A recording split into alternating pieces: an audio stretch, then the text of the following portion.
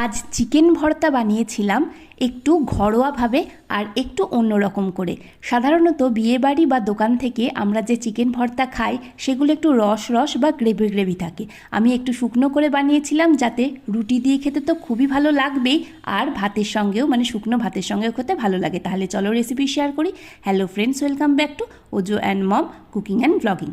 Chicken ভর্তা বানানোর জন্য আমি এখানে সলিড চিকেনের পিস নিয়েছি দুটো। একটা নিয়েছি ব্রেস্ট পিস আর একটা নিয়েছি থাইয়ের পিস।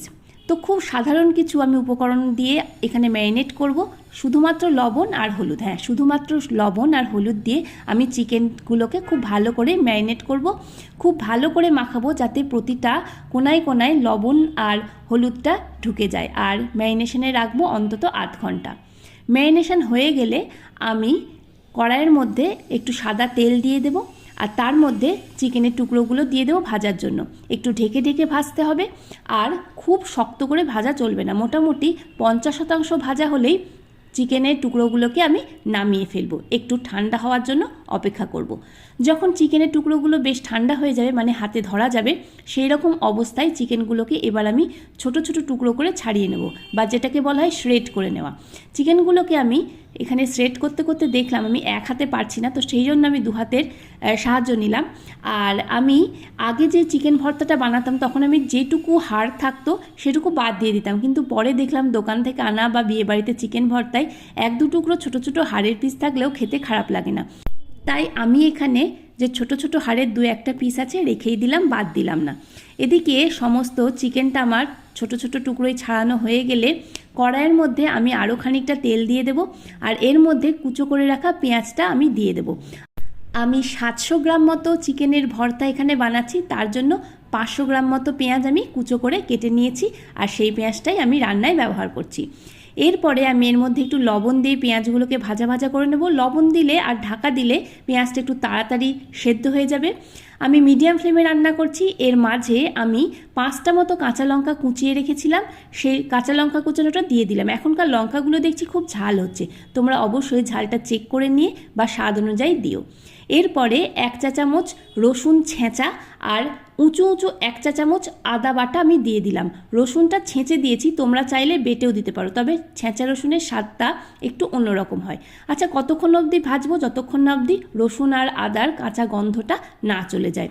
রসুন আর আদার কাঁচা গন্ধটা যখন নাড়তে নাড়তে চলে যাবে তখন আমি এখানে দিয়ে দিচ্ছি হাফ টমেটো লম্বা লম্বা করে কুচো করে কেটে নেওয়া। একেবারে কুচো করিনি, লম্বা লম্বা করে আমি 5-6 টুকরো করে নিয়েছি, সেটাই দিয়ে দিলাম। এবার আবার নাড়াচাড়া করে এর মধ্যে ভাজা ভাজা করব।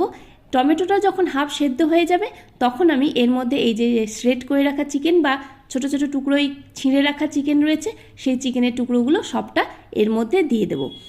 চিকেনের টুকরোগুলো যত সুন্দর করে ছোট ছোট করা যাবে তত কিন্তু সুন্দর এই ভর্তাটা খেতে হবে, তাই চিকেনের টুকরোগুলো চেষ্টা করবে একটু ছোট ছোট করে কাটার। এরপরে আমি এর মধ্যে সামান্য একটু স্বাদের জন্য চিনি দেব। দেখো, যাদের চিনিতে অসুবিধা আছে বা চিনি খেতে একদমই পছন্দ করো না তারা চিনিটা স্কিপ করে যেও, তবে একটু দিলে স্বাদ লাগে। আর এর মধ্যে আমি তার সঙ্গে দিয়ে দিচ্ছি হলুদ আর স্বাদ মতো লবণ। লবণটা একটুখানি ভেবেচিন্তে দিতে হবে, বা দরকার হলে একটু বারবার দিতে হবে, কিন্তু যেহেতু আগে চিকেনের সঙ্গে লবণ মাখানো আছে আর পেঁয়াজের মধ্যেও লবণ দিয়েছি, তাই আমি এখানে প্রথমে অল্প লবণ দিলাম। আর এখন কাজ শুধু বারবার নেড়ে নেড়ে চিকেনটাকে ভাজা। চিকেনটা দেখবে যত হয়ে যাবে তত একসঙ্গে এক জায়গায় এসে দলা পাকানো মতো হয়ে যাবে। এবার দেখো চিকেনটা প্রায় এখানে আমার ভাজা ভাজা হয়ে গিয়েছে। যখন দেখবো চিকেনটা আমার প্রায় রেডি হয়ে যাচ্ছে, প্রায় 80% রান্না হয়ে যাবে, তখন আমি এখানে দিয়ে দেব বিরিয়ানি মশলা। আর এটাই দারুণ স্বাদের চিকেন ভর্তা রান্নার জন্য সিক্রেট উপকরণ। আমি এখানে 3 চা চামচ উঁচু উঁচু বিরিয়ানি মশলা নিয়েছি, কিন্তু প্রথমেই সবটা ঢেলে দেবো না। প্রথমে 1 চামচ দিলাম, ভালো করে নেড়ে মিশিয়ে দেব, তারপরে আরও 1 চামচ দেবো, এইভাবে ঢালতে থাকবো।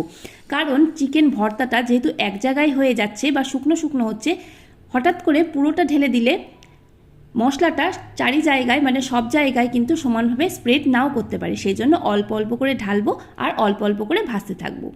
যখন বেশ ছাড়া ছাড়া হয়ে যাবে কড়াইয়ের গা থেকে বা হয়ে যাবে মনে হচ্ছে, তখন এই দেখো এক জায়গায় চলে এসেছে। এবার আমি আরেকটি উপকরণ যোগ করব, সেটা হচ্ছে দুধ। হ্যাঁ, এর মধ্যে আমি দিয়ে নিচ্ছি 1/4 কাপ, মেজারিং কাপের 1/4 কাপ দুধ, আর সামান্য একটু জল দিলাম বাটিটা ধুয়ে। এছাড়া কিন্তু আমি পুরো মাংস রান্নাতে একটুও জল ব্যবহার করিনি।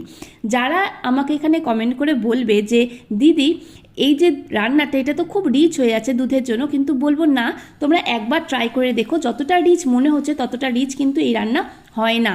প্রথমে আমি একটুখানি মিডিয়াম গ্যাসে বা মিডিয়াম ফ্লেমে রান্নাটা করেছি, কিন্তু দুধ দেওয়ার পরে আমি ফ্লেমটা হাই করে দেব এবং খুব তাড়াতাড়ি নাড়তে থাকবো যাতে দুধ দেওয়ার পরে মাংসটা বেশি কষানো না হয়। হাই ফ্লেমে রান্না করার সময় যখন দেখবো যে তেল বেরিয়ে আসছে তখনই ফ্লেমটা বন্ধ করে দিতে হবে এবং জানতে হবে রান্নাটা আমাদের রেডি। 5 মিনিট থেকে 7 মিনিট স্ট্যান্ডিং টাইমে দেবো।